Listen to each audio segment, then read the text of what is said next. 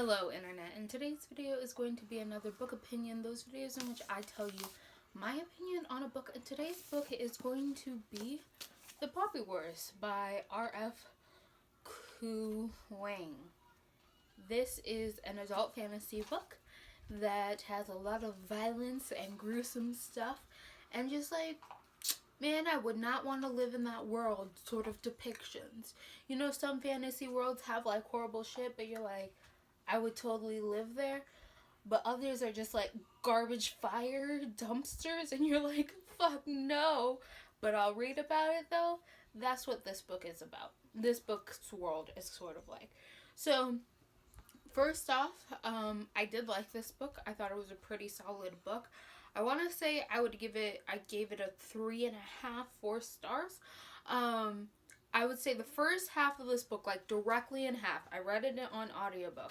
So it was like 20 parts, and like at part 10 is when it switched over for me, and I had a lot of trouble with this book.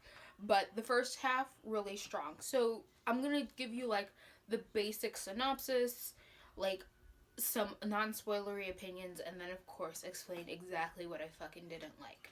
So this book takes place in a fantasy world where there was a war back in the day, a poppy war, poppy like the drug. So it was really gruesome, it was really brutal and horrible, and as such it sort of caused turmoil between a bunch of different countries and sort of crashed the economy.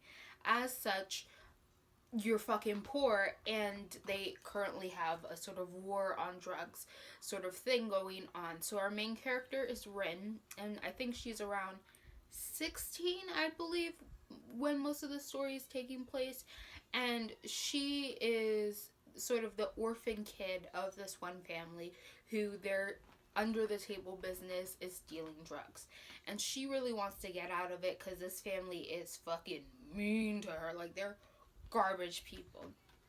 And so she really wants to get out of this town, get away from this family, because she knows if that she can't do it herself, and if she can't get herself out of the situation quickly, then Egg, I will fucking hurt you. Stop it. Will you and Lily not play by this? Yeah, fight right over there, not by the camera. I don't know why they're stupid like this. I don't understand them. Anyway, so she wants... What did I just fucking tell you? Stop. Oh my gosh. Anyway, so her family is going to sell her off into some marriage with a really old man if she can't figure out how to get herself out of it very soon and very quickly. So in their country, it is common to have like a large test that everyone can go to. And this test, like, it's like language, all of that sort of thing. If you're familiar with how tests are taken in Asian countries, or if you're familiar with their concept and like how important it is to them, then you kind of got the picture here, as this is an Asian based fantasy land. So there is this very important test that you can take, a government test, and if you pass, then you will have the opportunity to go to the government academy, which is basically like a militaristic sort of school. They pay for it, you get to go, like, you get training, and you are guaranteed a spot with the higher economic standing level. Like, you can study yourself to success. So Rin is determined to study and to pass this test. So that's sort of where we meet her, is when she convinces someone that if they sponsor her to take the test, if they teach her, she will work hard as fuck, she will get into a school, she will be successful. So that's where we're going, is her into this school. I would like to say I like this book. I think this book is like, it's really gruesome, it's really violent. There's a lot of things depicted in this that are pretty brutal. Like, there's just some awful shit happening. Like if you think of things that could trigger you, probably happens here, like extreme violence, assault, abuse, all of those sort of things are depicted in this book. Horrible war actions, torture, like all of that is depicted in this book. So I think this book is really good. It's a strong book. It has a strong main character, a strong world, and a strong idea of where it wants to be. The weakest parts of this book have to revolve around the magic and the main character's reaction to the magic. I think the world is well done and the characters are well done. However, the weakest link is the magic in it and how the magic interacts with the rest of it. I am willing to forgive it and say that maybe it's because this is simply an introduction to the magic. Our main character doesn't really understand a lot about the magic and that sort of thing. The magic in this book is sort of, I want to say, if you ever read Rick Riordan's Red Pyramid series and how the demigods in that series, they can take on gods into their bodies and give their bodies over to gods and that's how they get their godlike powers. If you're familiar with that, that is how magic works here, is that there are people who have an ability to communicate and to connect with the gods, and as such they get their powers from gods directly, and the gods can sort of take over their bodies and they can bond with the gods. So if you're familiar with that, or if you're familiar with the X-Men and Jean Grey's story with the Phoenix, it's sort of along those lines for how magic works here.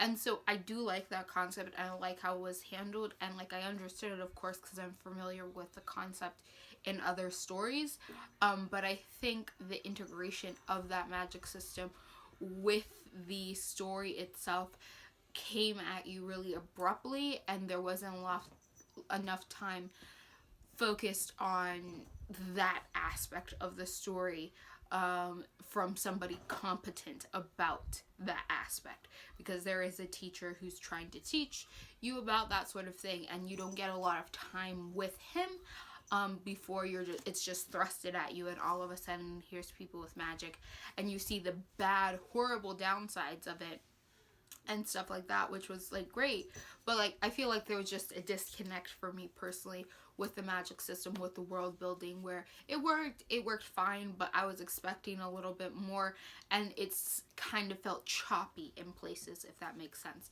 Overall, I do think it was a pretty good book. My biggest issue revolved around the main character and her actions in the last half of the book.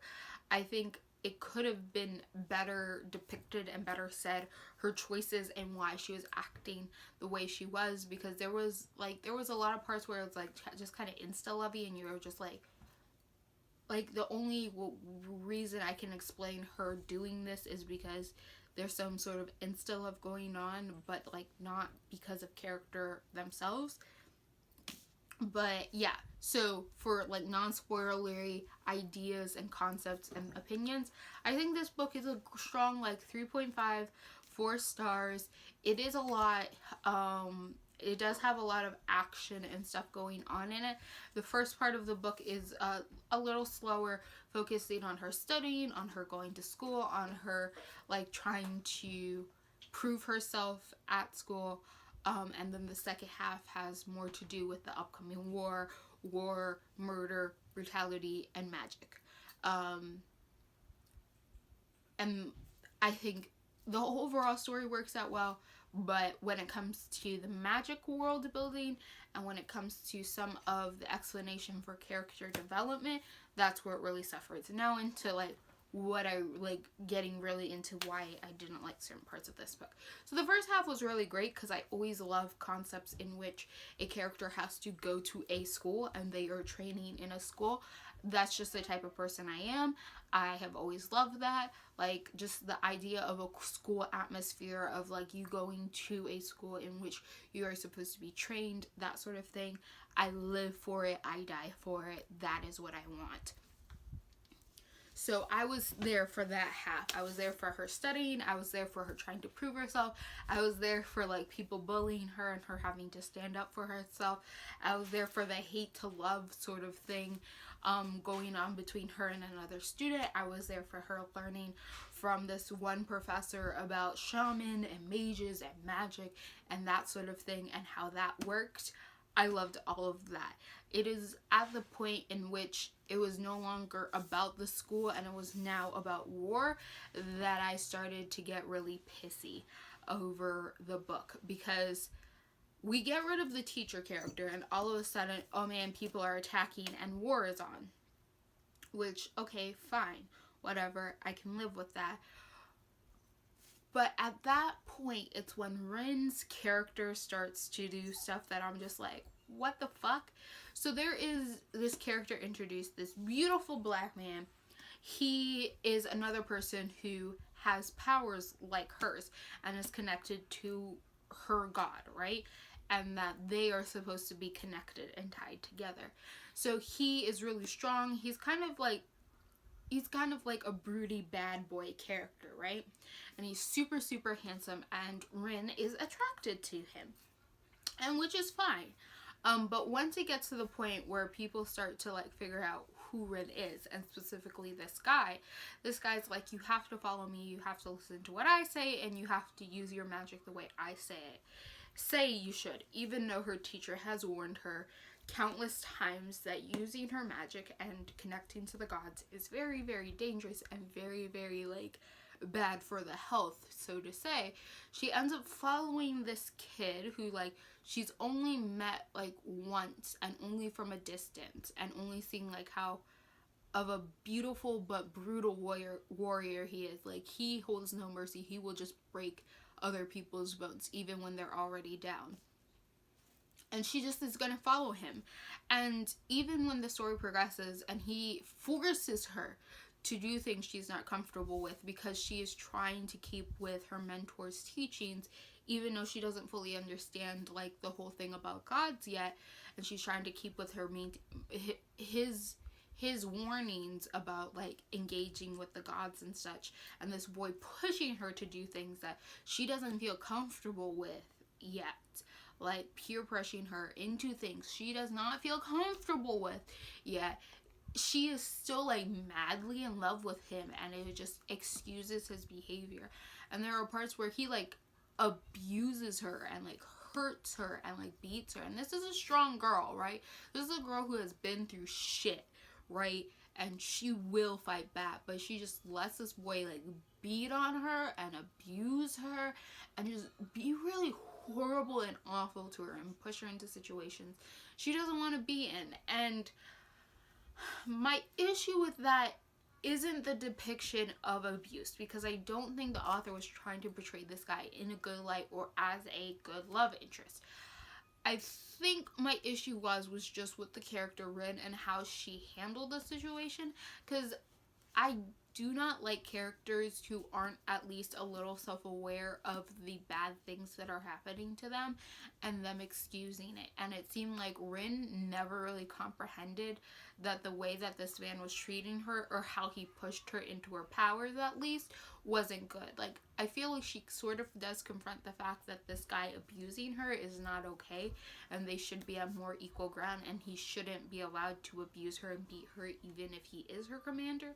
But there was a lot of other parts where she just excused him. She was just like, oh, like, he was hurt and tortured and like he had horrible shit happen to him, so like it's totally okay for him to treat me like this. It's totally okay for him to force me to use my powers when I don't want to, force me down this dark path when I don't feel comfortable with it yet, and that sort of thing. And she, instead of it being like a moral debate in her heart of what this angry boy was saying, he was sort of like a Killmonger-esque character. What this like angry boy was saying about like him being hurt, his people being murdered, like him being tortured and experimented on and all of that sort of that stuff, and his reasons for using the gods in the way he is, and like that moral against the morals of the teacher, which were be careful about what you get into, the magics you work with, and there can always be a better way. Instead of those being two competing morals in this character that she's conflicting with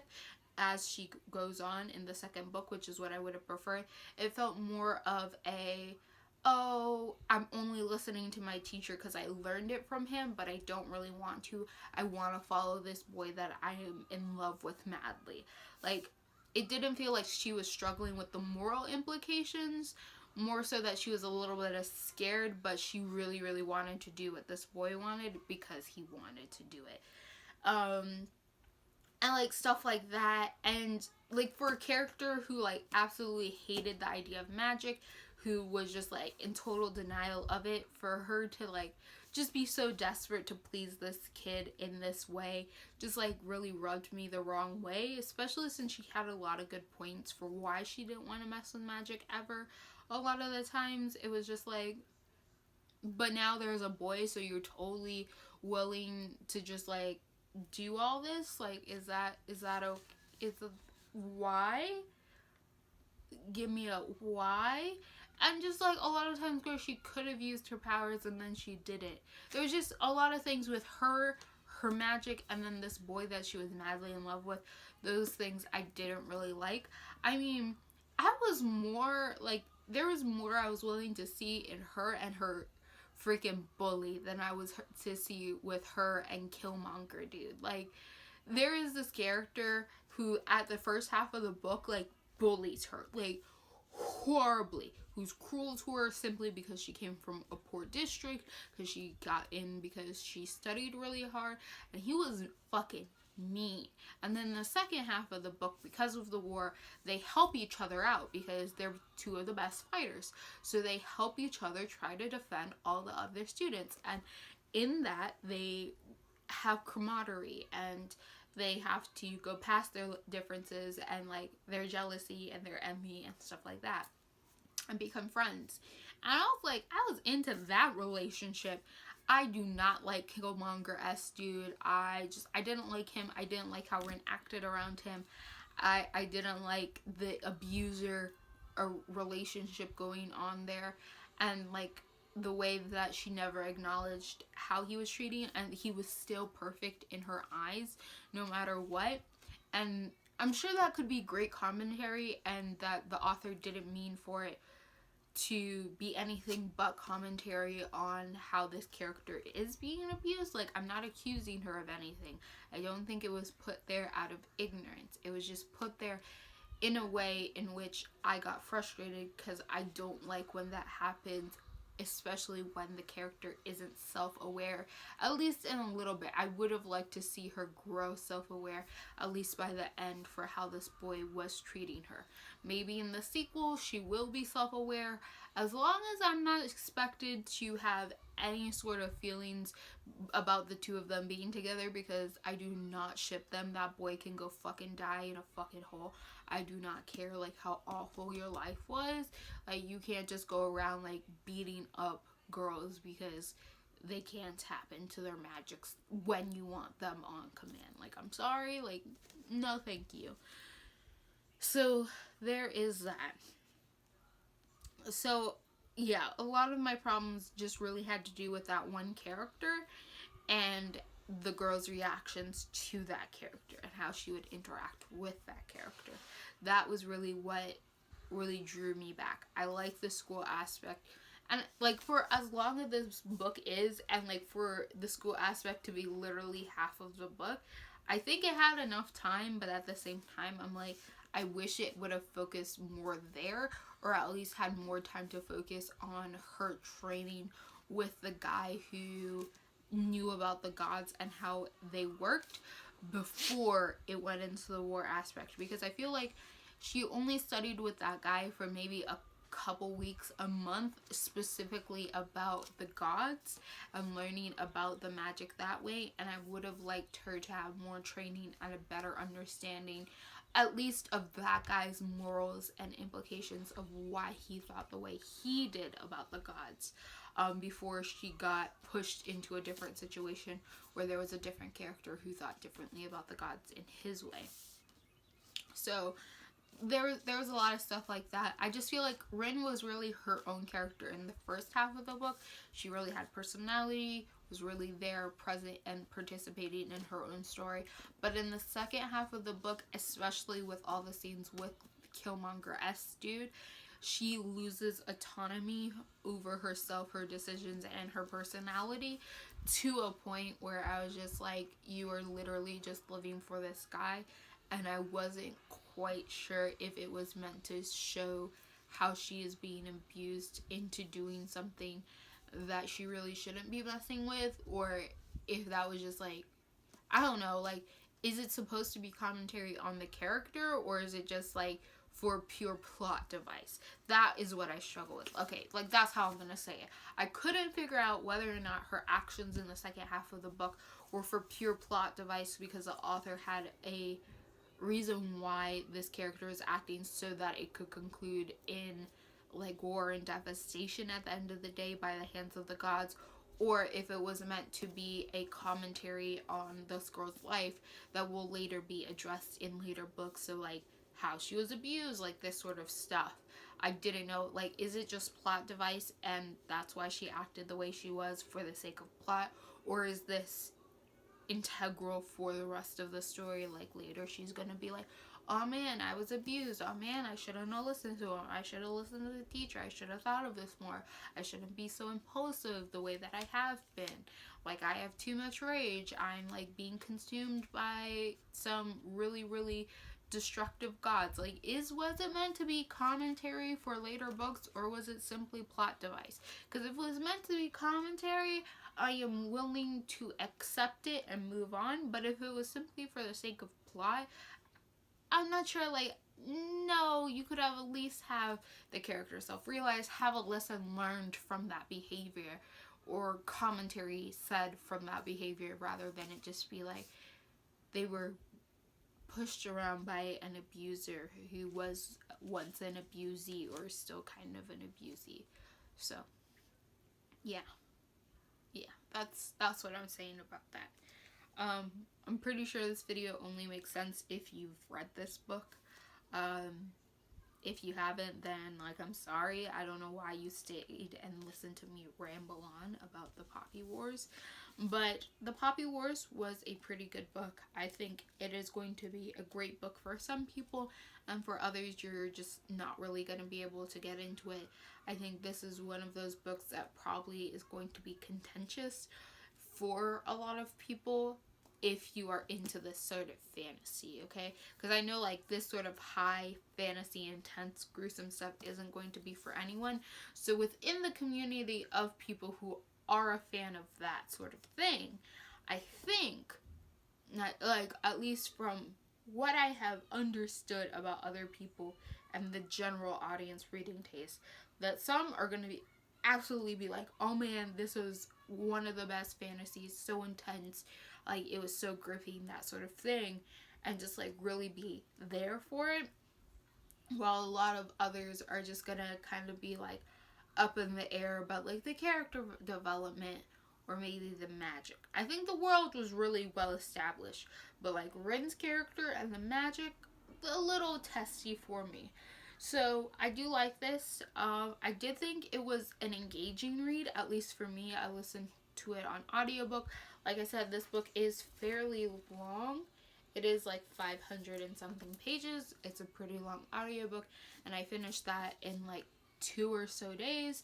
So on audio, so like when audiobooks tend to be that long, it usually takes me longer, but like it was engaging, therefore I finished it pretty quickly in like a day and maybe a part of another day because I had to sleep. But yeah, I do think it was a good book.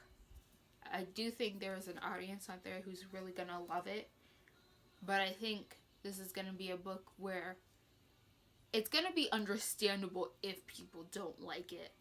Like even for people who love it, I feel like this is just one of those books that you can love this book, but you, like, when people point out what they don't like, you're gonna be like, yeah, fair. Like, that's the sort of feeling this book gives me, is it's a 5 stars, but then another person will be like, well, actually, I gave it a 2 for all these reasons, and then the 5-star person's gonna be like, yeah, you have a fair point, but it was a 5 stars.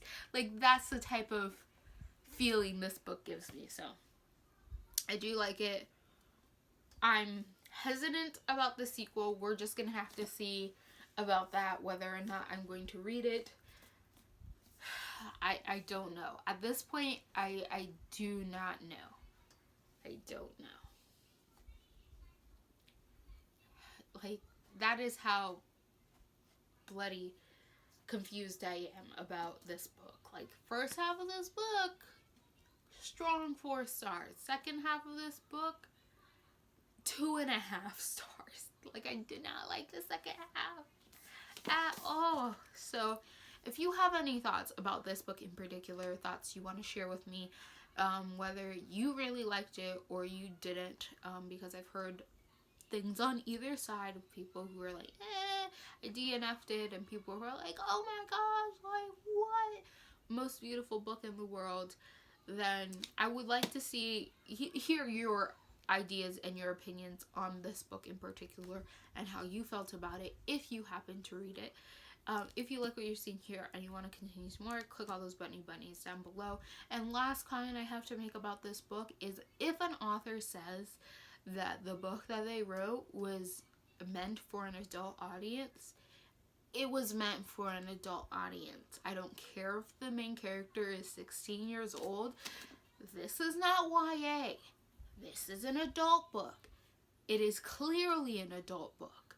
When you read it, it screams, this was fucking meant for adults. It does not matter that the main characters are 16 or such. Like, you're not over here trying to put Game of Thrones in the children's middle grade category just because half of the characters in that are like 13, are you? No. Just because this is a woman author doesn't mean you get to treat her like garbage and you don't get to respect what category she says her book is in. That is it. I know that was like drama years ago, but I just want to comment that in case anybody was still like, I just wanted to say that real quick. So, other than that, goodbye, internet.